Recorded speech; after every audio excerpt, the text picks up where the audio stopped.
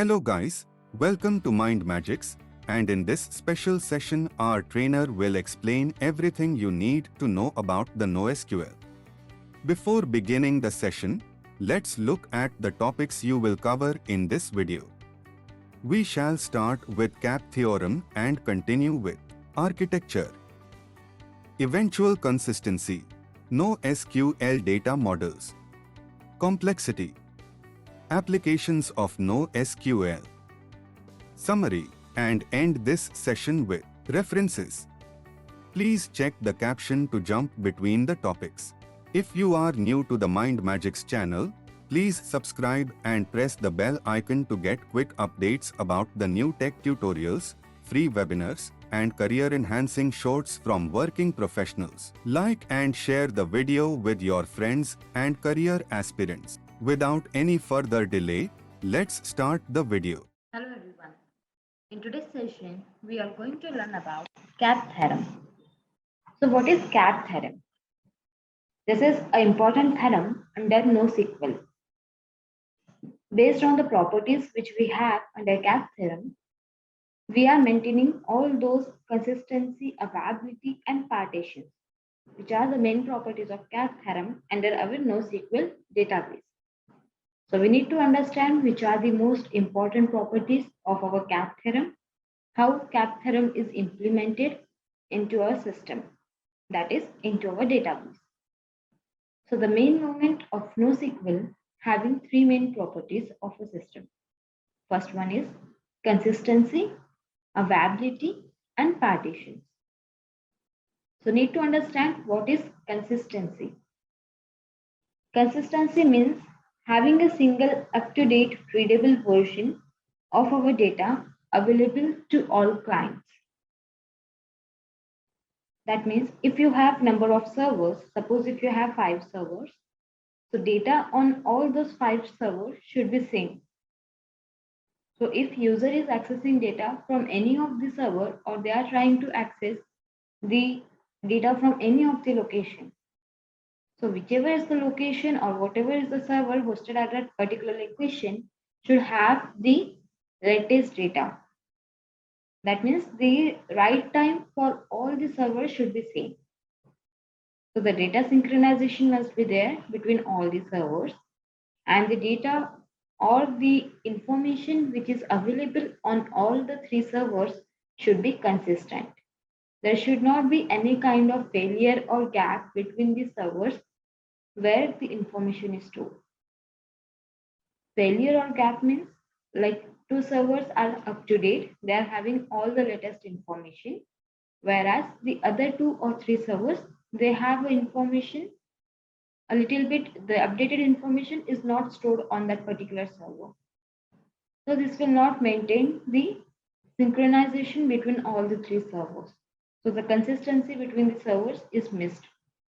That's why it is very necessary to maintain the consistency between the number of servers or the n numbers of servers which you have under the NoSQL database. Data should be consistent no matter how many clients reading the same items. From replicated and distributed partitions, we should get consistent result. So from here you can understand how much important is the consistency under the NoSQL. If consistency is not maintained under the NoSQL database, it's going to impact somewhere. The data will be impacted.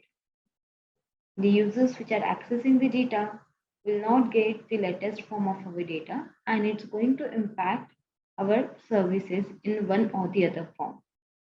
That's why it's very necessary to maintain the consistency in order to get our SQL database to work properly. Then the second one is availability. Now, what do you mean by availability? So it is a guarantee that every request receives a response about whether it was successful or failed. If any of the service is failed, we will get that update. Yeah, this service is failed. If any of the Like if n numbers of services are successful, but if two of the services are failed, so we should get that update. We will get that update, yeah, that these many numbers of services were successful and these two services were failed. So the response, whatever, like the received and response, everything will be there with us. However, it does not guarantee that a read request returns the most recent write. The more number of users a system can cater to, better is the availability. Now here, the basic term of availability is whenever user is accessing any of the resources. Now what does term resources means? Resources means if you are connecting to any of the machine, okay, or if you have a single system, so that system will consist of different kind of machines inside it. Like CPU will have RAM, disk, then our computer will have monitor, keyboard, mouse. So these are the different resources of our system. In the same way, for NoSQL, we have different resources which we need to maintain in order to get our data stored in a proper manner.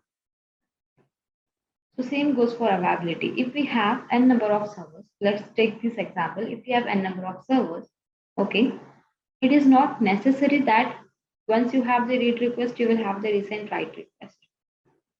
Okay, but it depends upon the usability of the users. If I have n numbers of server and if I have the users or client using those n number of servers. Okay, so as we will have n numbers of server, and if there are a huge number of people accessing the server, still they will be able to access it and they will be able to get read and write response because the resource is available for them. The resource is able to respond to the read request. System will receive their request, then they will respond to it. But if system or our resource itself is busy, so how they are going to respond to the user's request? So that means availability is not maintained there if they are not able to respond to the user's request at a time. So it is very necessary that availability is maintained in the NoSQL database. This is the second very important property of a cap theorem. Consistency needs to be maintained between all the servers. Availability should be there so that users can access them in a consistent way, or they should not get, like, they don't have to wait, like they will have to wait for 5 minutes in order to get the response. That should not be the case. As soon as they are sending the read request, they should get the write request. If there is any request from customer, in within a second they should get the response from that for that request from the server. That is how availability is maintained for the NoSQL database. Then come partitions. Now what does the term mention? Partitions. It is a guarantee that the system continues to operate despite arbitrary message loss or failure of a part of a system. If any of the part of a system is failed, still it continues to work. That is called as partitions. I can say, in other words, I can say that even if there is a network outage in the data center and some of the computers are unreachable, still system continues to perform. So this is called as partition. If there is any kind of outage or any kind of system failure for one of the server, still users are able, still the system is performing the same way as it was performing earlier. So the failure is not impacting the service. That's how you can maintain the partition. That's why it is also one of the most important part of the cap theorem. And that's why consistency, availability, and partition. These are the three main properties which needs to be maintained in the NoSQL database so that we can provide a high level service to a customer. If we are providing a high level service to a customer due to which they are satisfied, then only they will be using our database as their first priority to store a huge number of data. So consistency, availability, and partitions need to be maintained in the CAP theorem. To scale out, you have to partition that leaves either consistency or availability. You would choose availability over consistency in almost all cases.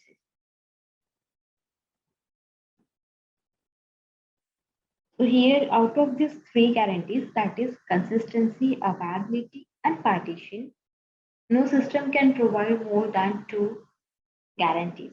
That is two properties. Because if we are getting all these two properties for, like suppose if we are thinking that we should get all these three properties for all these servers, so that is not possible. Either consistency will be maintained, availability or partitions. At a time, we can just maintain two of the properties from three. So if we are maintaining availability and partition, so consistency will not be there. If you are maintaining consistency and availability, partition will not be there. So any two properties will take in effect. All the three properties won't be affected or they won't be there in our server or in our NoSQL database. So since in the case of distributed system, the partitioning of a network is must and the trade-off is always between consistency and availability. Partition will be there. That's no doubt. It will be there for all the system. Whenever we are doing any kind of, suppose if we are distributing servers, the partition will be there. That's a must property. But there will be on also, like always there will be toggling between the consistency and availability. Whether we should maintain availability or consistency. So surely availability is the must because if the resources are available, then only users will be able to access it. They will be able to perform work from the servers. So in this case, consistency will not be maintained if we are taking availability and partitions. So in this Venn diagram, you can see that strict consistency can be achieved at the same time as availability and partition tolerance. So if you want to achieve consistency, there won't be availability or partition tolerance. But if you want availability and partition tolerance, so consistency can't be achieved in that case. That's why in distributed system, generally availability and partitions are maintained and consistency is left. Whereas in the RDBMS, only consistency is maintained and partition tolerance is not maintained. That's why we can say that NoSQL is different from the RDBMS, or this is the basic difference between the RDBMS and the NoSQL. NoSQL consistency is left where availability and partition is the most important part, whereas in RDBMS, consistency is maintained at the high level, but partition tolerance is not there. So now if you are considering the NoSQL database, that is HBase and Redis, they will provide us with the consistency and partition tolerance. Okay. And even we can consider some more examples regarding NoSQL that could be MongoDB, CouchDB, Cassandra, Dynamo, all these database which are the examples of our NoSQL, all these database will maintain availability and partition. They will leave the consistency. Only availability is maintained between all these different servers or all these different database, but consistency is left. So just such database generally settle down for eventual consistency. That means after a while, the system is going to be okay. Now, what do you mean by the term eventual consistency? Eventual consistency will lead you to the term that somewhere you are going. Eventual consistency is a guarantee that whenever any kind of update is made in the distributed system or in the distributed database, that update will eventually be reflected in all nodes that store the data. Now, if we have 5 servers, and from that 5 servers, the respective data is stored between the 4 servers. So the last update will be updated on those 4 servers. So on all the servers, there will be equal response. The time of response will be same on all the servers. That's why it is called as eventual consistency. So generally, Cap theorem states that here in NoSQL, we are maintaining the availability and partition, and we are leaving the consistency. As we cannot achieve all the three features at the same time, that's why it's very necessary to maintain the availability and partition, whereas consistency can be left behind. That's all about the Cap theorem. Even we can get some more examples regarding Cap theorem. That is, suppose if we are getting the example of RDBMS. So RDBMS, where reading and writing of data happens on the same machine. So such systems are consistent. That's why we can say that RDBMS is maintaining the consistency, whereas they are not maintaining the availability. Okay. So such systems are consistent but not partition tolerant. Then we can, and there is no backup for such system because there is not partition tolerance. So how we are going to keep the backup of the system? And if one user is modifying the record, others would have to wait. Thus, this will compromise with the high availability because only on one system we have the data. So if I'm doing the write operation on that particular machine, the other users will have to wait until my operations are completed. So in this way, the availability will not be there for the resource or for that particular system. And this is going to impact the availability. And that's why it's not that involved as compared to NoSQL. NoSQL has provided this advantage to the customers where multiple customers can perform different operations on the NoSQL database at the same time. Then we can take the second example as where suppose if we have 2 machines, only one machine can accept modification while the read can be done from all machines. Okay. So in such system, the modification flow from the one machine to the rest. So such systems are highly available as there are multiple machines to serve. Also, such systems are partition tolerance because if one machine goes down, there are other machines available for you to take up that responsibility. Since it takes time for the data to reach other machines from the node A, the other machines could be serving older data. This causes inconsistency. So here we lose the consistency property for the database. Though the data is eventually going to reach all machines and after a while things are going to okay. There we call such systems eventually consistent instead of strongly consistent.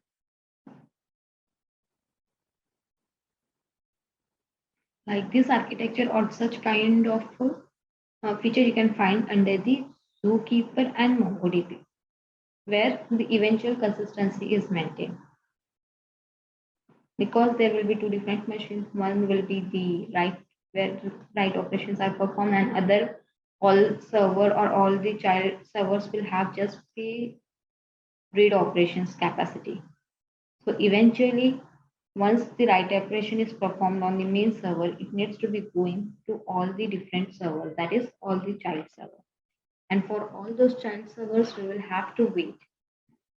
So here will not, like the consistency will not be maintained between the main server and the child server because the data is not same. Though users can use the feature or the availability feature is maintained here.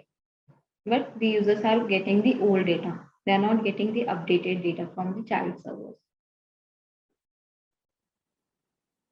And that's why availability is maintained here, but the consistency is not maintained. They are maintaining the eventual consistency. Then we can take, for example, that if A goes down, we can take A case. That's why the systems are partition tolerant. If we have multiple systems, if one system is going down, we have the other system to work as a backup of that A, and the users will be able to access those data. They're not like their availability is not impacting. Partition tolerant is maintained. One is down, still we have the second server available with us where we can perform all these operations. That is how the partition tolerant will be defined under the CAP theorem. So for partition tolerant, I can give the example of HDFS database, where we have a relational database having a regular backup.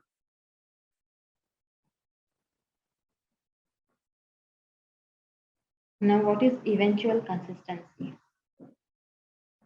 NoSQL database leaves consistency to achieve better availability and partitioning. This resulted in system known as base. Now, what is base?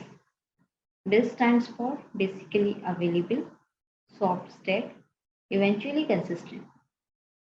Base is the opposite of acid, whereas acid stands for atomicity, consistency, informity, and durability. So acid property is maintained in RDBMS, whereas base is maintained in the NoSQL. That's why base is an opposed to acid, where base will have the three properties called as basically available, soft state, and eventually consistent. When no updates occur for a long period of time, eventually all updates will propagate through the system and all the nodes will be consistent. As I already told you, eventually consistent means that the data will be the write operation and the read operation for all the servers will be same. The data which will be transmitted to the servers will be at the same time. So if you can see the last action taken for all the servers, you will be able to see that the time is same. The last action taken time will be same on all the servers. The data which you are going to receive from all the servers will be same because they are maintaining the consistency. But that consistency is called as eventual consistency because we have here the diagram as or the architecture as master and slave, where the master is having the capacity to perform read and write operations, whereas the slave is having the capacity just to perform read operations, where the customers are only going to access the data from the slave. They are not having the access to the master server, where the read and write operation is performed. That's why after performing the write operation on the main server, that is our master server, it takes a bit time to forward those data to all the slaves.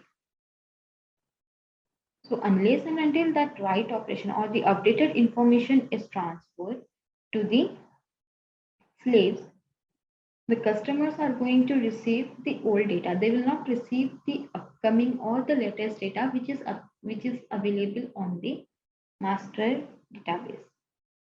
Though the consistency is maintained between all the you can say all servers or all systems which are interconnected or between all the slave servers, but the consistency is not eventual.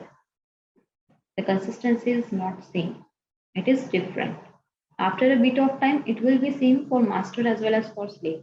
But for a bit of time or a fraction of time, the consistency is not there between all those servers, master and slave. That's why it is called as eventual consistency. And here the base comes into the property. The base property will come into the system. That is, the systems are basically available, they are soft state, and they're eventually consistent. Then we have NoSQL data models. Now, what do you understand by NoSQL data models? NoSQL database can be categorized according to their data model into the following 4 categories. We have 4 categories under the NoSQL database: key value store, document stores, graph database, and big table column implementation. These are the 4 different data models for NoSQL under which data can be stored.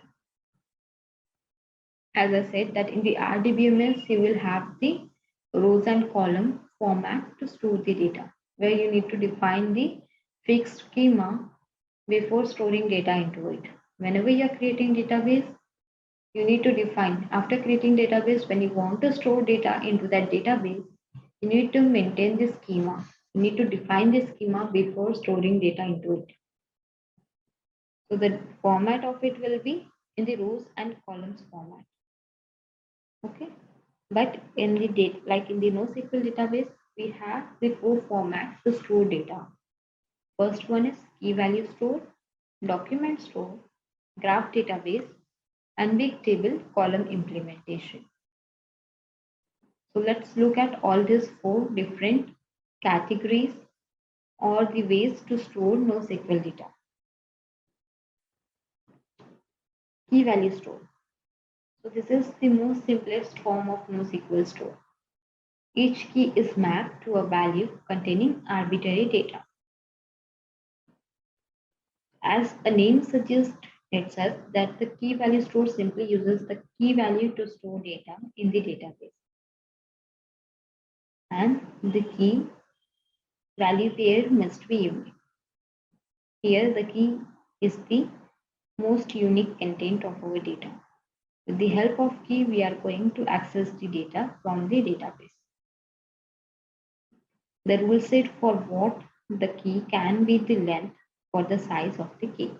There is just one rule in order to implement or in order to store data into the key value store, where we need to maintain the length of the key.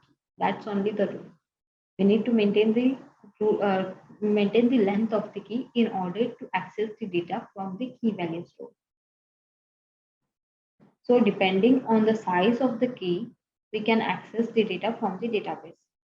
If we are considering the example of Redis, okay, Redis database, the maximum size for key is 512 MB. Okay, even the empty string is a valid key in the Redis. That's why we need, like, the rule is only for the key value, which will be a unique value using which you are going to access the data. So if the key value is exceeding the limit, you are not going to access the data from the database. So in the Redis, we have the 512 MB for length of the key. And the key could be in the format of string or number, that depends upon the data type what you are selecting for the key. The size of the key is important here, as a long key can cause performance issues, whereas a too short key can cause readability issue. The value in the key value pair can be anything from a string to an image. You can also specify the data type of the values. That's why if you are taking too long key, it is going to cause performance issue in the one or the other form for the database, because we are going to access data with the help of key. But if that key is too long, then it will be very hard for the system to get the data. And if it's taking a huge amount of time, if the response time is delayed, then usually it's going to cause the performance issue. That's why we need to maintain a specific size, and between that size only, the key should be maintained or key should be defined inside the key value database. So with the help of key, it will be easy for the users to get the data and store it. so that performance issue and readability issue is reduced or is not impacted on the database. And again, we have one more important point here as for the key, we can use string, okay, image, we can take numbers, we can take any kind of data format. Any kind of data type can be defined while defining the key in the database. So based on the data type which you are keeping or which you are defining in the key data in key value database, the same value will be considered while you are storing that key into the database. Okay. This store has no knowledge of the contents of its payload and simply delivers the data to the application. So they don't have any knowledge like how much data is getting stored because they have that capacity to maintain the traffic on the network.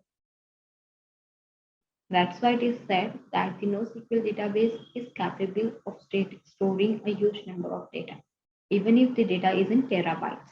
That's why the load is not calculated in NoSQL databases, like even on the key value database.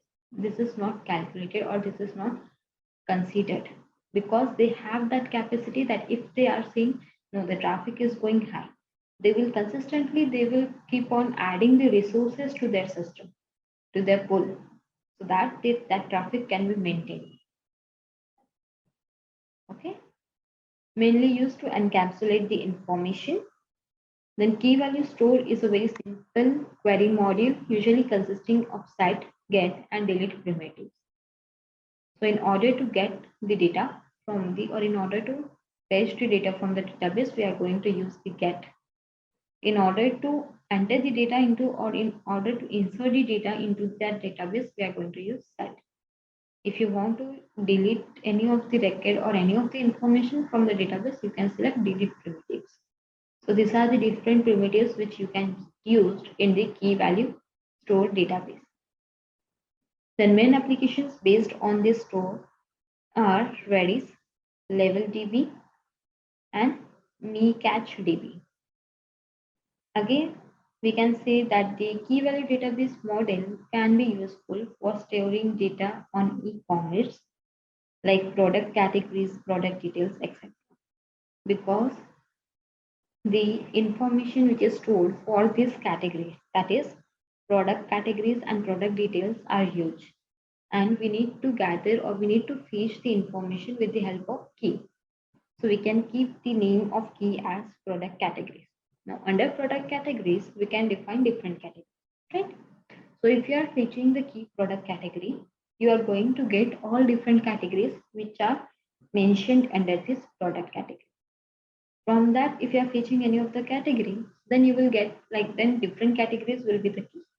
Based on that key, you will be able to get the detail of that particular product. Okay, now otherwise you can say product detail could be the other key. So if you are accessing the product detail or if you are fetching the product detail key, absolutely you are going to get the details of that particular product. That's why it is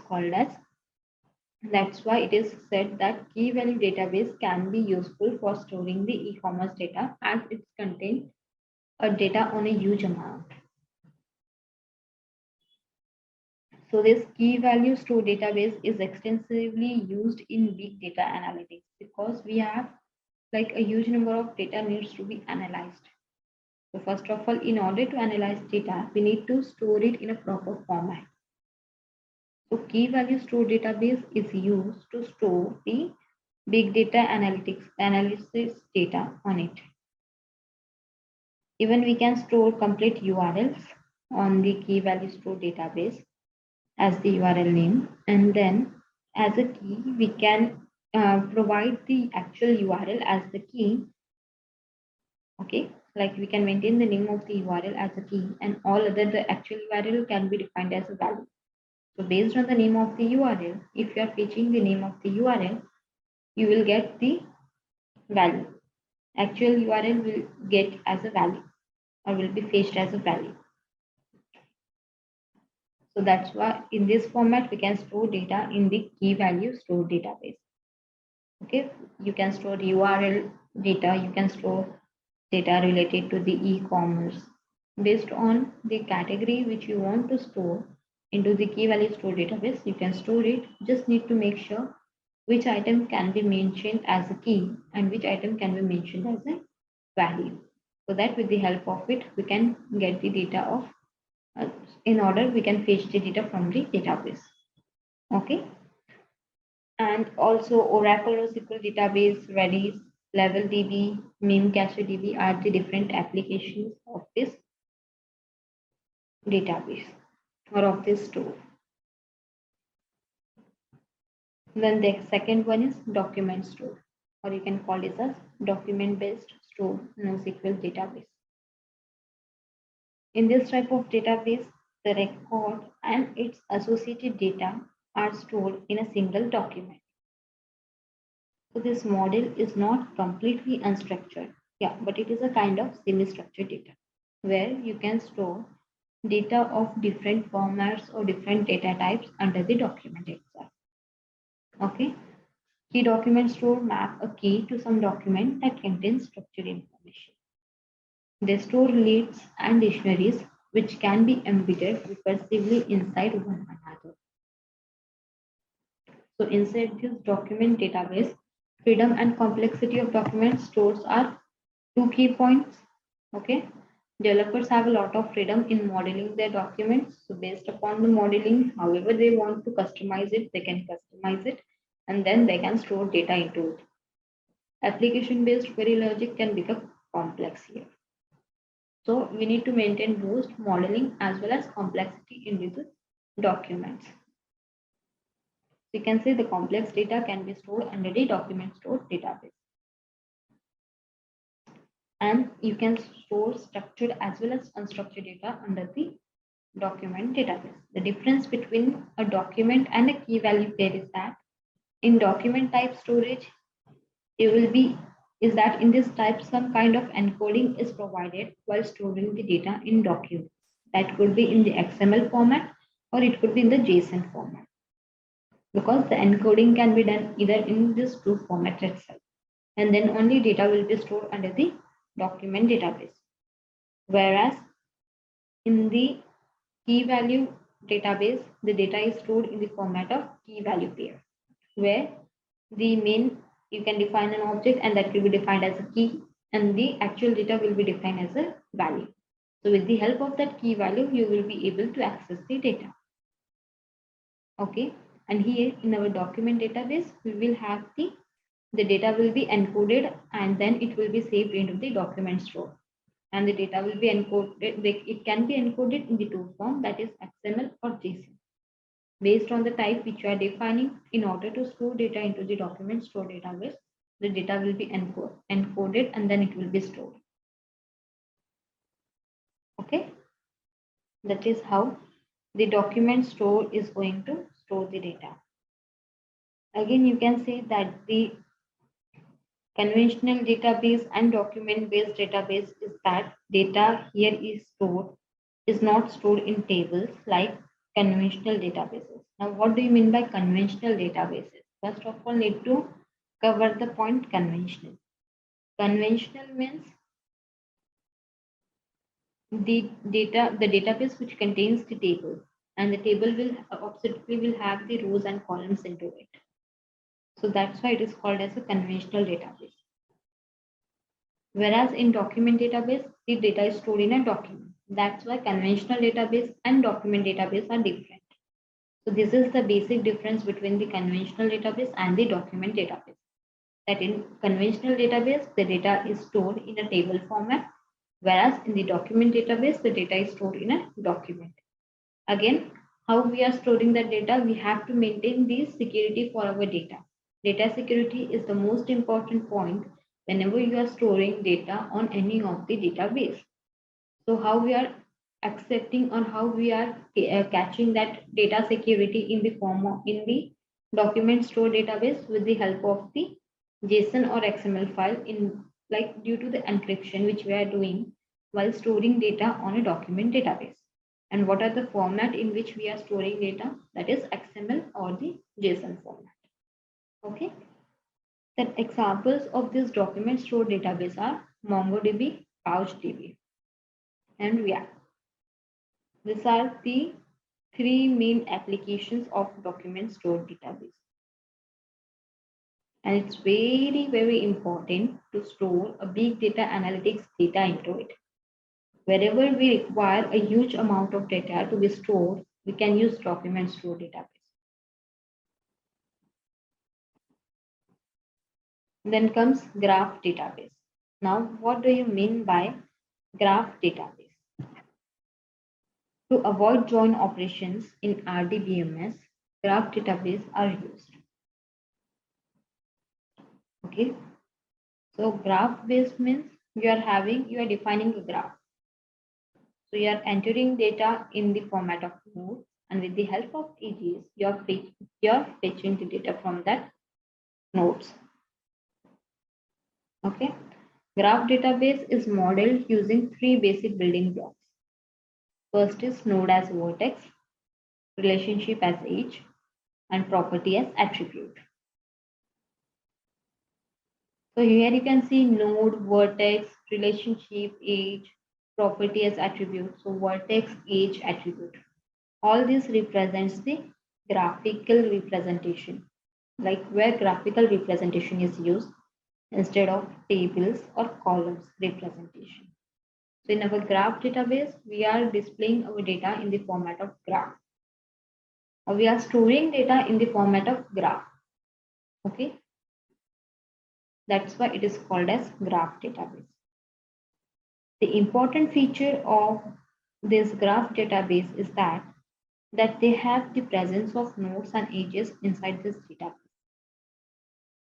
Now, what do you mean by nodes and edges? Nodes is the point where you are going to store the information, and edges through which different nodes are connected. With the help of edges, we are going to transferring the data. If we take example, suppose there are two nodes, okay, which are connected with some relationship, and the relationship here is represented by edges.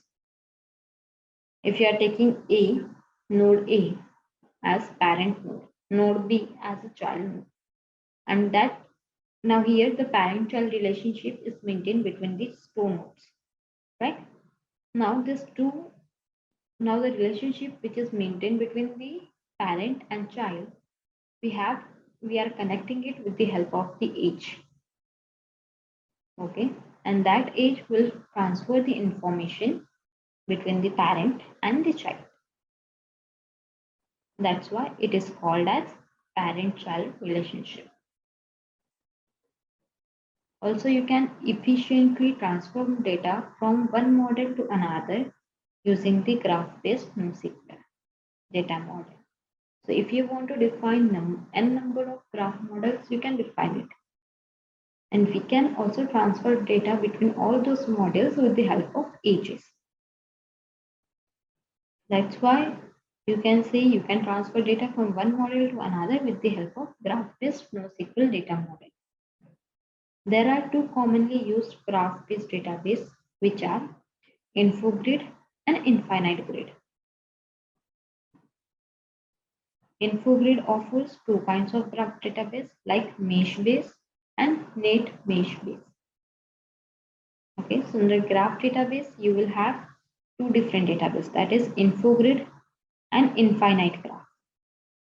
Okay, and then now these two, InfoGrid will also offer you two kinds of data, two kinds of ways to store the data, that is mesh-based and net mesh-based. Which users can choose depends on the requirement of the user. So these are the different formats in which data can be stored under the graph database. Okay, like if you want to store data like under the InfoGrid, you can store data in the InfoGrid database. This is a kind of different structure which is defined inside the graph database.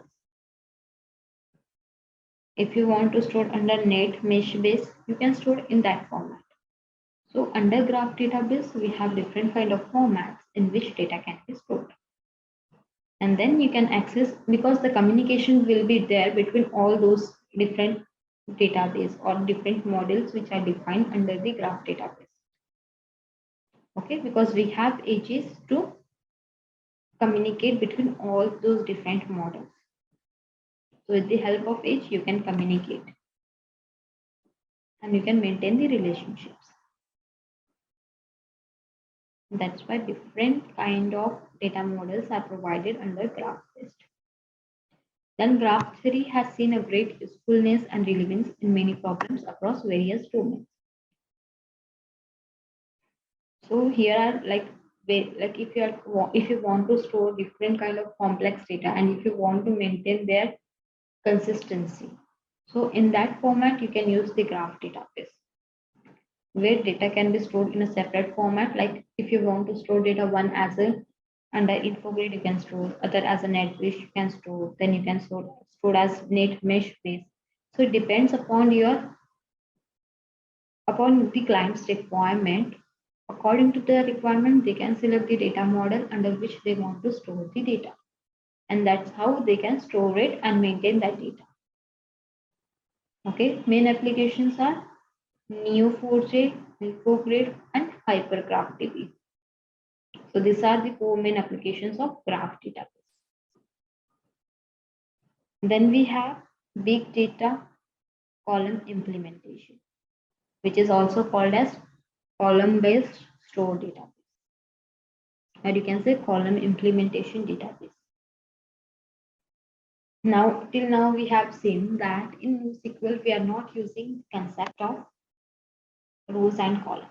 But now you are saying that there is one database which can be defined as where we will require the implementation of columns. So how this big data or column-based database is going to work and how it is different from RDBMS. So in this column-based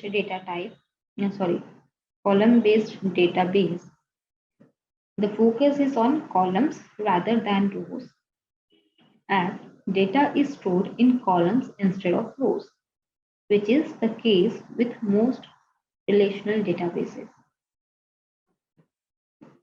Okay, in this column implementation, we will be focusing just on the columns to store the data. We are not focusing on the rows to store data. Okay, data will be stored only in columns instead of rows, which is the case for most of the relational database. That means if you are going to relational database, you will have rows as well as columns. Those two are the more important part in order to store data. But in this column implementation, we are just making the use of columns. We will not use the rows in order to store our data. We will just focus on columns to store our data. Okay, since data is stored in cells grouped in columns, so all read write is done using columns, not rows. We will be using cells in order to group the data and then store it. Okay, so all that grouping will be done and it will be stored under the columns. All read and write operation can be performed on column itself. We will not require, like we don't have any importance of rows here. We don't require rows in order to store data. We can store all the data in the column itself. We can make different cells of it, and with the help of those cells, we can store those cells on the database, in the column database. Now, we can get one question here, like whenever you say that we are just using the columns, so we can get one question from different users, or even I can think of the question. Why we are using columns rather than rows? Why we are not using rows to store here, to store data? Why we are using only columns? Because in relational, we are using both rows as well as columns. So what is different between rows and columns, due to which we are just using column in the column-based database?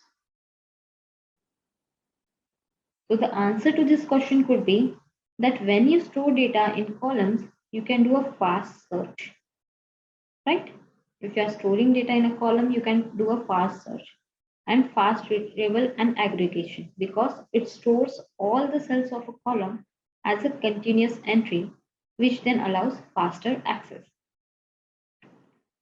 So here you can achieve your performance property, as it is very easy for you to access the data, to retrieve the data, to save the data. All those operations can be performed at a high rate under the column-based database. And you can store a huge amount of data on the column-based database or a column implementation. If you are implementing column and if the data is stored in a cell format or if it is grouped as a cell, so you can store the data on the columns, and then it will be easy for us to search the data on columns, and there will be like we can access it fastly, we can retrieve the data on in the less time. Okay, so you can say that it will allow you to access the data faster, to store the data faster, to retrieve the data faster. So the continuousness action can be maintained in the column-based database. Okay. So if we consider any example for column-based database, we can think of if we want to query titles from million articles. Okay. So it will be easy to get in the column-based model. As with one disk entry, we will get the titles of the article easily. Whereas in relational database, it has to get over to each location to get the titles. Right? If there is a million number of data, like data is stored in a millions. Okay. But if you want to access that data, then you need to make sure that in the rows and columns, you will have to go through one single, like you will have to check for each and every entry. Whereas in the column-based database, you don't have to go for that. You can just access the title of the article, okay, because it will just search for the title. And based on that, you will receive the information. So that is how you can, like how efficient data can be searched in the column-based database. Then examples of column-based database can be H-based database, Cassandra, Hypertable. All these are the different examples of column-based database. Okay, these are the main applications. You can say main applications on which you are going to store the data. So in this model, a key identifies a row which contains data stored in one or more column families. Within a column family, each row can contain multiple columns. Okay, and the values which each columns are timestamped so that several versions of a row column mapping can live without a column family. This model naturally supports sparse column placement, so it is particularly good at modeling historical data with timestamp. All this information just relate to one thing, that the information can be stored in the column format and then we can access it. And the access will be such a faster for you that even you won't get, like even you cannot think how faster it is. Search operation, update operation, delete operation, retrieval, like all the operations, whatever operations you want to perform on the database, it is done in a higher speed. The speed for that maintaining the data is very high in the column database. That's why it is used at a high level when a huge amount of data is stored. And if you want to search any kind of data from that data, okay, from that data which is stored. Then here you can see the complexity, how complexity is maintained here under the NoSQL database model. So the key value stored here, the size, that means the number of users, how many numbers of users are going to access the data. So the key value stored, that is key value database, is accessed at the highest level. And here we are maintaining the complexity. Like what is the complexity? Second is the big data store, which is also used at the second highest level in order to store the high amount of data. Then comes document database and then graph database. So in this pattern or in this fashion, this database is used to maintain the complexity and size of the data. Then comes application of NoSQL. So what are the different applications of NoSQL?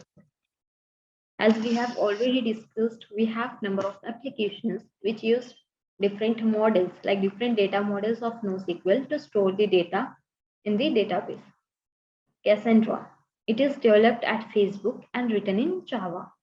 It uses column-oriented and eventual consistency model. So this application is developed at Facebook and it's written, and the language which we are using to develop this database is Java. Okay, and this will maintain the column oriented as well as eventual consistency is maintained in this database or in this application, in this database you can say. Then we have MongoDB as the another example. It is an open source, high performance, schema free, document oriented database written in the C++ programming language. Why MongoDB is used in a boom? Because it is an open source application. We can download this application from the normal website. We don't have to pay for this application to any of the organization. That's why it's free for use. That's why almost all the small organizations are using MongoDB to store the data. Then it provides you the high performance as it is using the database as NoSQL. So it's going to give you the high performance. Okay. And then the third feature you can say regarding the MongoDB is that it's a schema free. We don't have to predefine the schema in order to store the data. Right? It's a schema free. That's why you can store data based on your requirement. We don't have to define any kind of table, rows, or columns before storing data into it. Then it uses the document oriented database. That means it is using the data model as document database model to store the data on the database. And this application or database is written in C++ programming language. Okay, it manages collection of JSON like documents. It is going to manage the collections of JSON documents. As I have already told you that in the document database, we have the two formats in which we are going to store the data, or the encoded data is going to stored in a database. One is with the help of JSON. Data will be encoded in the format of JSON and XML. So either the information is stored in a JSON format or it is stored in an XML format. So based on the requirement of the user, the data will be converted to the appropriate language, and then it will be stored on the database in the document database model. Okay. Then in Yahoo, Google, or Amazon, you have had your data served via NoSQL solution. So all these big companies which contains the data in the terabyte format, or which fetch and retrieve the data in a million amount of data, or data is stored in a terabytes. So all those organizations are using the NoSQL database to maintain or to store data. Okay, because if they are storing the data in a relational database model, so it's not going to provide them that performance. The web performance is the most important issue which they are going to face in the relational database model. That's why they are using NoSQL as their primary database in order to store a huge amount of data. Then in eBay or Twitter, you have indirectly used NoSQL data store. That means even like eBay or Twitter, which has which they are using, they're indirectly using the NoSQL database to store their data, because even the data which is stored on eBay and Twitter is a use, and it needs to be we need to maintain the consistency, availability, as well as partition tolerance must be there for all these applications. So in order to maintain all these properties, they are using the NoSQL database, because with the help of on all this application, most interaction is from the user's end. Users are accessing these applications on daily basis. and not like a single user is accessing it at a time. Like millions of users are accessing this application at a time. So that's why it is very important for them to maintain the availability. To perform the partition, tolerance must be there. That's why they are using the NoSQL database to store the data. Then we have summary about our NoSQL database. That is, NoSQL is a non-relational database that stores not required a fixed schema, avoid joins, and is easy to scale. The concept of NoSQL database became popular with internet giants like Google, Facebook, Amazon, etc., who deal with huge volume of data. Then in the year 1998, Carlos Tozzi used the term NoSQL for his lightweight open source relational database, whereas again it was defined in 2009 as open source distributed database. NoSQL database never follows the relational model. It is either schema free or has relaxed schema. Four types of NoSQL database are key value pair based, column oriented graph, graph based, and document oriented. So these are the four basic models, data models, which we have under the NoSQL database. Then NoSQL can handle structured, semi-structured, and unstructured data with equal effect. Okay. Cap theorem consists of three words: consistency, availability, and partition tolerance.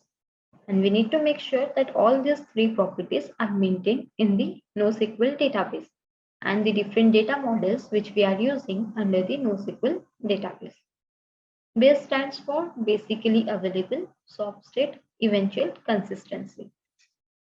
Then the term eventual consistency means to have copies of data on multiple machines to get high availability and scalability. So in order to maintain all these properties, it is very important for the application to maintain the eventual consistency. NoSQL offer limited query capabilities. We cannot execute a very complex query on NoSQL database. Only a limited or a level of complexity can be maintained while executing the queries in the NoSQL database. If you are executing any complex query, it's going to impact the performance. That's why the limit is defined in the NoSQL database to execute the query. Then we have different references. These are the different references using which you can learn the NoSQL database, or you can get more details about the NoSQL database. Thank you and have a good day.